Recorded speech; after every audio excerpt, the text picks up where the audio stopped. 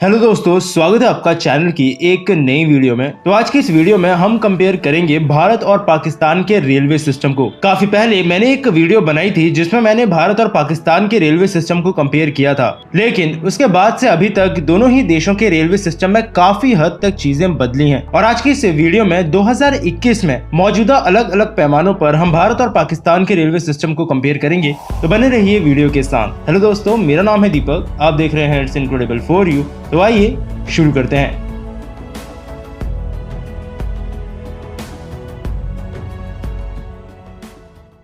तो चलिए, वीडियो की शुरुआत हम करेंगे भारत के रेलवे सिस्टम की शुरुआत से। 1845 में सबसे पहले भारतीय रेलवे को फॉर्म किया गया था। यहाँ पर भारतीय रेलवे से मेरा मतलब है वो भारत जो 1947 से पहले का था, यानी जब पाकिस्तान भी भारत का ही हिस्सा हुआ करता था। यानी कि ये कहा जा सकता है कि भारत और पाकिस्तान दोनों में ही एक तरह से अंग्रेजों ने ही इस रेलवे सिस्टम की शुरुआत की थी। 1853 में सबसे पहले भारतीय रेलवे की पहली पैसेंजर ट्रेन को चलाया गया था। 1947 में पाकिस्तान के भारत से अलग हो जाने के बाद उनकी रेलवेज को एक नई देश की रेलवेज का नाम देना था, जिस वजह से 15 अगस्त 1947 को पाकिस्तानी रेलवेज की फाउंडेशन डेट मानी जाती है। चलिए, ये बात हुई इन दोनों ही रेलवे सिस्टम की थोड़ी सी इंट्रोडक्शन की, और आगे की वीडियो की शुरुआत करते हैं और कंपैरिजन करते हैं दोनों ही रेलवे सिस्टम्स का। इंडियन रेलवेज की बात करें तो रेल भवन इस वक्त नई दिल्ली में स्थित इंडियन रेलवेज का हेडक्वार्टर है, जहां पर आजादी के बाद से अभी तक गवर्नमेंट ऑफ इंडिया ही इस रेलवे सिस्टम की प्रॉपर ओनर रही है, जबकि पाकिस्तानी रेलवेज का हेडक्वार्टर उनके पंजाब प्रोविंस में लाहौर के अंदर लोकेटेड है, और गवर्नमेंट ऑफ पाकिस्तान 1947 से लेकर अभी तक पाकिस्तानी रेलवेज को ओन कर रही है। बात करें इन दोनों ही रेलवे सिस्टम के टोटल ट्रैक लेंथ की,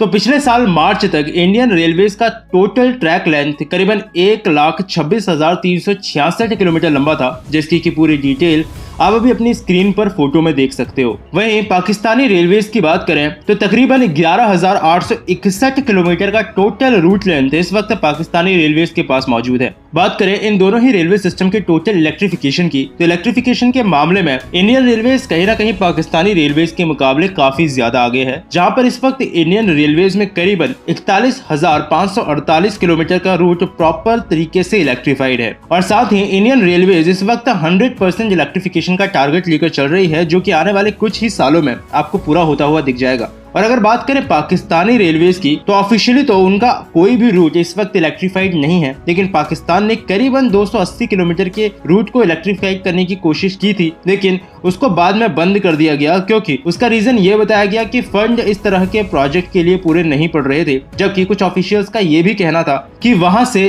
तारों यानी कि वायर्स की चोरी हो रही थी, जिस वजह से इस तरह के प्रोजेक्ट को आगे लेकर नहीं जाया जा सका। लेकिन बात जो आकर रुकती है वो यहाँ पे कि पाकिस्तान के पास इस वक्त उनके पूरे ऑफिशियल रूट में से कोई भी रूट इलेक्ट्रीफाइड अवेलेबल नहीं है। चलिए, बात करते हैं इन दोनों ही रेलवे सिस्टम में चलने वाली सबसे तेज गति की ट्रेन से। लेकिन यहाँ पर चीजें अभी भी मेरी पिछली वीडियो के मुकाबले कुछ ज्यादा हद तक नहीं बदली हैं, जहाँ पर इंडिया में गतिमान एक्सप्रेस इस वक्त भी ऑन ट्रैक सबसे तेज गति से चलने वाली ट्रेन है, जो कि लगभग 160 किलोमीटर प्रति घंटा तक की रफ्तार को छूती है। लेकिन कैपेसिटी के मामले में ट्रेन 18 यानी कि वंदे भारत एक्सप्रेस गतिमान एक्सप्रेस से ज्यादा तेज चल सकती है, लेकिन उसे ऑन ट्रैक उसकी पूरी गति से नहीं चलाया जाता है। वहीं बात करें पाकिस्तान की, तो पाकिस्तान में ग्रीन लाइन एक्सप्रेस इस वक्त उनकी सबसे तेज गति से चलने वाली ट्रेन है, जिसकी रफ्तार अनुमान 130 किलोमीटर प्रति घंटे के आसपास रखी जाती है। चलिए, बात करें इन दोनों ही रेलवेज में यात्रा करने वाले पैसेंजर्स की, तो लगभग 60 से 65 मिलियन लोग एक साल में पाकिस्तानी रेलवेज का इस्तेमाल करते हैं, जबकि 8.4 बिलियन के आसपास लोग हर साल इंडियन रेलवेज का इस्तेमाल करते हैं। यह आंकड़ा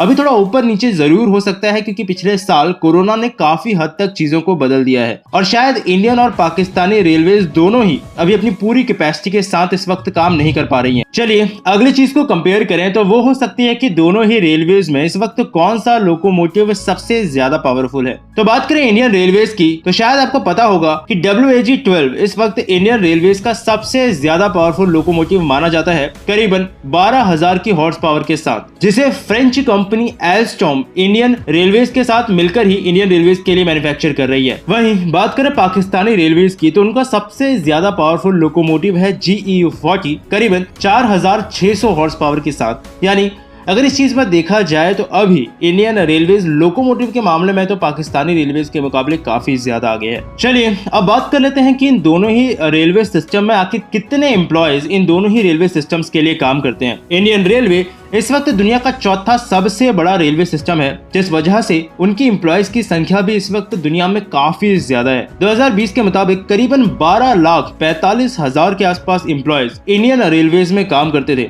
वहीं अगर पाकिस्तानी रेलवेज की बात करें तो करीबन 73,000 एम्प्लॉयज इस वक्त पाकिस्तानी रेलवेज के सारे काम को संभालते हैं। चलिए बात करें डेडिकेटेड फ्रेट कॉरिडोर की, तो इसके बारे में मैंने पहले भी आपको वीडियोस में बताया है कि इंडिया में इस वक्त 2 डेडिकेटेड फ्रेट कॉरिडोर्स पर काम चल रहा है, जिसमें ईस्टर्न और वेस्टर्न डेडिकेटेड फ्रेट कॉरिडोर शामिल है। साथ ही इसके अलावा भी कुछ ऐसे फ्रेट कॉरिडोर्स हैं जिनको अभी तक अप्रूवल मिला है और आने वाले समय में आपको उनमें भी भारत में काम होता हुआ दिखने लगेगा। डेडिकेटेड फ्रेट कॉरिडोर्स बेसिकली आज के समय में हर एक देश की जरूरत बनता जा रहा है, क्योंकि उसकी मदद से आसानी से और कम कीमत में सामान को एक जगह से दूसरी जगह तक पहुंचाया जा सकता है। और जनरली हर किसी डेवलप्ड नेशन के पास आज के समय में डेडिकेटेड फ्रेट कॉरिडोर्स अवेलेबल हैं। वहीं अगर बात करें पाकिस्तानी रेलवेज की, तो आज से करीबन 5 से 6 साल पहले Pakistani railways basically dedicated freight corridor को पाकिस्तान में लेकर आने के लिए एक कॉन्सेप्ट को लेकर आई थी और उसी समय लोकोमोटिव और ट्रैक लेंथ वगैरह पर अलग अलग चीजों को लेकर स्टडी हुई थी। लेकिन जमीनी हकीकत पर आज भी ऐसा कोई प्रोजेक्ट पाकिस्तानी रेलवेज के पास ना ही मौजूद है और ना ही फ्यूचर के लिए इस वक्त ऐसी कोई खास इस प्रोजेक्ट की प्लानिंग दिख रही है। चलिए अगर दोनों ही कंट्रीज के रेलवे सिस्टम की बात हो ही रही है तो मेट्रो ट्रेन का नाम भी जरूर आएगा। बात करें इंडियन रेलवेज की तो करीबन 13 सिटीज में इस वक्त इंडिया में वेल कनेक्टेड मेट्रो सिस्टम चलता है, जहां पर करीब 8 सिटीज में इस वक्त इस मेट्रो का काम अंडर कंस्ट्रक्शन है और 21 के आसपास शहरों में या तो इसे प्रपोज किया गया है या फिर ये प्रोजेक्ट प्लानिंग फेज में है। वहीं बात करें पाकिस्तान की तो सिर्फ एक लाहौर में उनकी एक ऑरेंज लाइन मेट्रो ट्रेन चलती है, जो चाइना पाकिस्तान इकोनॉमिक कॉरिडोर यानी सीपैक के तहत चाइना की मदद से बनाई गई थी। और अगर इनके फ्यूचर की बात करें तो फिलहाल हाल ही में एक न्यूज आई थी कि इस वक्त शुरुआत में लाहौर ऑरेंज ट्रेन प्रॉफिट की बजाय लॉस में जा रही है, जिस वजह से फ्यूचर में गवर्नमेंट इस तरह के कोई प्रोजेक्ट को वापस करेगी या नहीं, इसके बारे में अभी कुछ नहीं कहा जा सकता। बात करें रैपिड रेल ट्रांजिट सिस्टम की तो इस वक्त दिल्ली मेरठ के बीच एक रैपिड रेल ट्रांजिट सिस्टम पर इंडिया में काम चल रहा है, जिसमें करीबन 22 स्टेशन होंगे और ये एस्टिमेट किया जा रहा है कि शायद 2023 तक ये अपना प्रॉपर ऑपरेशन शुरू कर देगा। पाकिस्तान में फिलहाल में ऐसा कोई रैपिड रेल ट्रांजिट सिस्टम मौजूद नहीं है और फ्यूचर के लिए भी अभी तो फिलहाल उनकी कोई ऐसी प्लानिंग भी इस प्रोजेक्ट को लेकर नहीं है। बात करें मोनो रेल की तो इंडिया के इतने बड़े होने के बावजूद भी सिर्फ मुंबई में ही इस वक्त इंडिया में मोनो रेल अवेलेबल है। आने वाले समय में शायद आपको ढोलेरा जैसी स्मार्ट सिटी के अंदर मोनोरेल देखने को मिल सकती है, जबकि पाकिस्तान में भी किसी भी शहर में उनके अभी मोनोरेल का सिस्टम अवेलेबल नहीं है। और अगर बात करें दोनों ही रेलवे सिस्टम के लग्जरी ट्रेन्स की तो काफी लोगों को ये पता होगा कि भारतीय रेलवे में बहुत पहले से ही काफी सारी लग्जरी ट्रेन्स अवेलेबल हैं, जो कि बहुत सी जगहों पर भारत को रिप्रेजेंट करती हुई आई हैं। पाकिस्तान की बात करें तो इनके हिसाब से भी कुछ लग्जरी ट्रेन उनके पाकिस्तानी रेलवेज में अवेलेबल है, जैसे की जिन्ना एक्सप्रेस, लेकिन वो इंटरनेशनल लेवल पर सेमी लग्जरी ट्रेन कही जा सकती है, क्योंकि वो आज भी दुनिया की टॉप लग्जरी ट्रेन में नहीं गिनी जाती हैं। वहीं अब अगर आखिर में बात की जाए इन दोनों ही रेलवेज के फ्यूचर प्रोजेक्ट्स की तो इंडियन रेलवेज के इस वक्त काफी हद तक कई सारे फ्यूचर प्रोजेक्ट्स मौजूद हैं, जिसमें रैपिड रेल ट्रांजिट सिस्टम्स मौजूद हैं, काफी सारे बुलेट ट्रेन के कॉरिडोर हैं, जिसमें अहमदाबाद मुंबई के बुलेट ट्रेन कॉरिडोर पर इस वक्त काम चल रहा है और साथ ही कई सारे कॉरिडोर के टेंडर भी इस वक्त तक जारी कर दिए गए हैं। 100% इलेक्ट्रिफिकेशन का टारगेट तो इंडियन रेलवेज इस वक्त अपने साथ लेकर चल ही रहा है। स्पीड अपग्रेडेशन के मामले में इस वक्त इंडियन रेलवेज काम कर ही रही है, लेकिन आने वाले समय में वो अच्छी पहचान अपने नाम से दुनिया में बना सकती है, क्योंकि आने वाला समय हाई स्पीड रेल्स का ही होने वाला है। वहीं अगर बात की जाए पाकिस्तानी रेलवेज की तो पाकिस्तानी रेलवेज का जो इस वक्त मेन टारगेट है वो ये है कि वो अपने ट्रांसपोर्टेशन शेयर को बढ़ाना चाहते हैं, यानी कि वो चाहते हैं कि ज्यादा से ज्यादा लोग पाकिस्तानी रेलवेज का इस्तेमाल करें, जिसके लिए वो आने वाले समय में ट्रेन्स को बढ़ाने की कोशिश करेंगे। कुछ नए लोकोमोटिव्स के साथ कुछ नई ट्रेन्स पाकिस्तानी रेलवेज में इंट्रोड्यूस कराई जाएंगी, जिससे आने वाले समय में पाकिस्तानी ट्रेन के नंबर तो बढ़ेंगे ही और साथ ही जो मौजूदा ट्रेन है उन्हें भी अच्छे खासे लेवल पर अपग्रेड किया जाएगा। वैसे अगर देखा जाए तो पाकिस्तानी रेलवेज ने पिछले कुछ सालों में इम्प्रूवमेंट धीरे धीरे दिखाई है, लेकिन वही बात है कि जिस तरह से इंडियन रेलवेज धीरे धीरे फ्यूचर की तरफ बढ़ रही है, उसी तरह से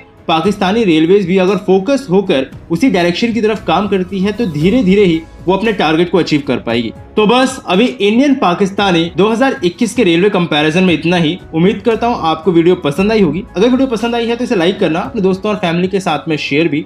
और अगर आप चैनल पर नए आए हैं तो चैनल को सब्सक्राइब किए बिना बिल्कुल मत जाइएगा, क्योंकि इस चैनल पर आपको ऐसी ही इंटरेस्टिंग टॉपिक से रिलेटेड वीडियोस मिलती रहेंगी। और अगर आप चाहें तो मुझे ट्विटर पर फॉलो कर सकते हैं, लिंक आपको नीचे डिस्क्रिप्शन बॉक्स में मिल जाएगा। तो मिलता हूँ आपसे फिर से एक और नए इंटरेस्टिंग टॉपिक की एक नई वीडियो के साथ में।